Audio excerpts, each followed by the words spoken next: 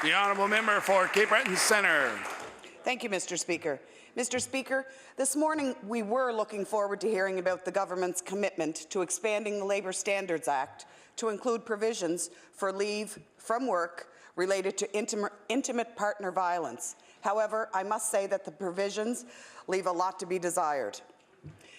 I'd like to ask the Minister of Labour and Advanced Education, Mr. Speaker, if the Minister can explain why the province will deny a few days of paid leave to survivors of intimate partner violence. The Honourable Minister of Labour and Advanced Education. Thank you, Mr. Speaker. I'd like to thank the member for the question. Mr. Speaker, we have brought a bill forward today which ensures that any individual who is actually in a domestic violence situation and has to take time off work, they will not lose their job.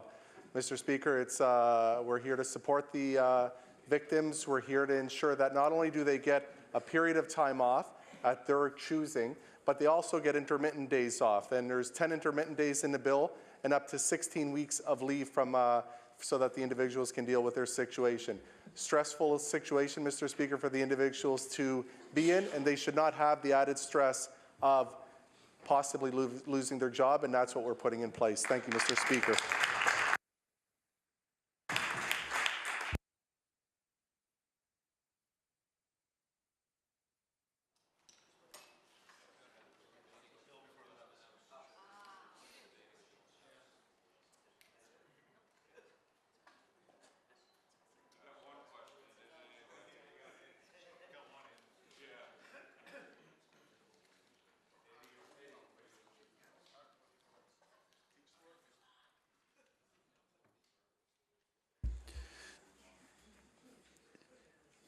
Just before we move on to the supplementary question, we're going to let that first question stand, but questions should not anticipate an item that's on the order paper. So in this case, the bill is in fact on the order paper, and the time to debate that is during debate on the bill. So if you have a supplementary question.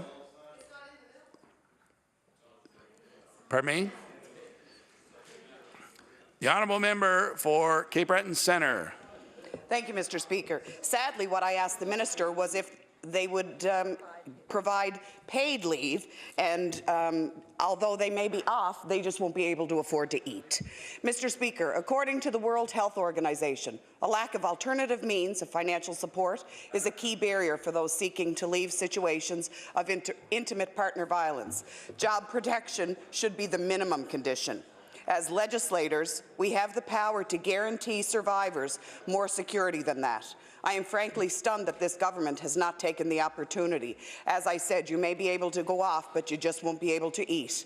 Will the minister agree to guarantee paid leave for survivors of intimate partner violence? The Honourable Minister of Labour and Advanced Education.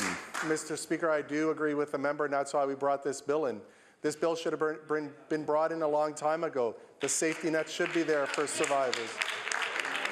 Mr. Speaker, as I said to media just shortly ago, I'm more than willing to look at paid leave. We consulted on unpaid leave. I did not want to hold this bill up because I did not want even one individual who might lose their job because of being in a domestic violence situation.